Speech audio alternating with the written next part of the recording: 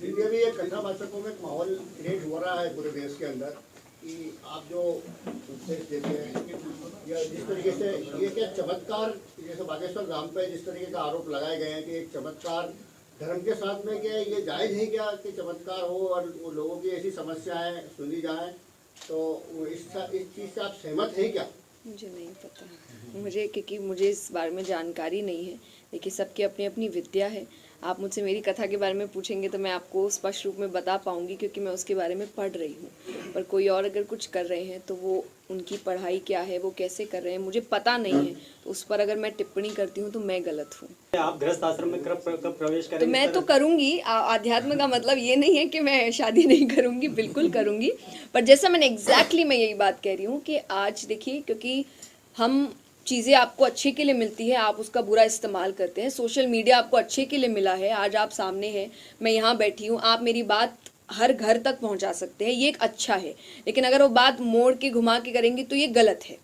तो वैसे ही आप समझिए कि जब मैंने सोशल मीडिया बनाया था तो इसका अर्थ यही है कि मेरी बात मेरे चैनल्स के थ्रू आप तक पहुँचेगी।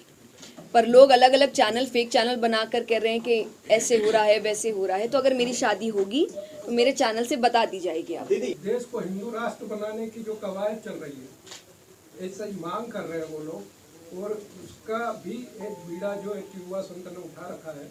मैं आपसे जानना चाह रहा हूँ, इस मामले से आपका सरोकार है तो क्या है, क्या बोलना चाहिए आप इसमें?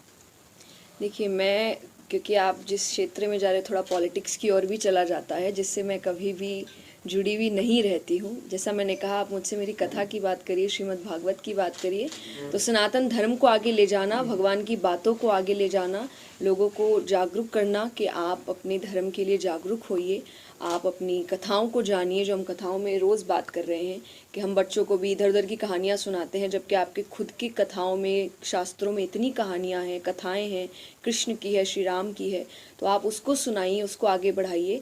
इस पर मेरा पूर्ण सहयोग है कि आप इस बात को, इस धर्म को आगे लेकर जाएं। भागवत कथा का जो उद्देश्य है, उसके अनुसार आप यहाँ के युवाओं के लिए क्या कहना चाहेंगे?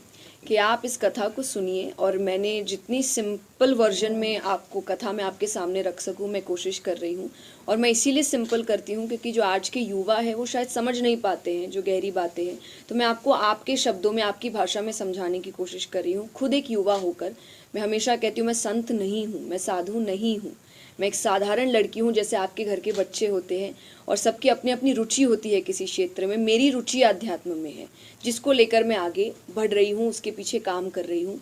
तो मेरी यही इच्छा है कि मेरे जैसे जो युवा है, जो आज के समय बहुत कंपटीशन के साथ जी रहे हैं, चाहे करियर है, चाहे जो दुनिया बदल रही है इतनी जल्दबाजी में, उसमें वो डिप्रेशन, एंजाइटी, दिक्कतें हैं, उन सब का इलाज है आपके शास्त्र। आपका नाम जया शर्मा है, आपका जया किशोरी कैसे पड़ा नाम? किसने बताया? ये मेरे गुरुजी हैं, मेरे बड़े हैं। उन्होंने, जैसे हम हमेशा कहते हैं कि घर के जो लड़के होते हैं, हम उनको प्यार से कन्हैया कहते हैं, अरे हमारे घर का कान्हा है, तो लड़की घर की राधा क्यों नहीं हो सकती? इसीलिए उन्होंने, मैं छोटी सी उनके पास आई थी, उन्होंने मुझे किशोरी कहना शुरू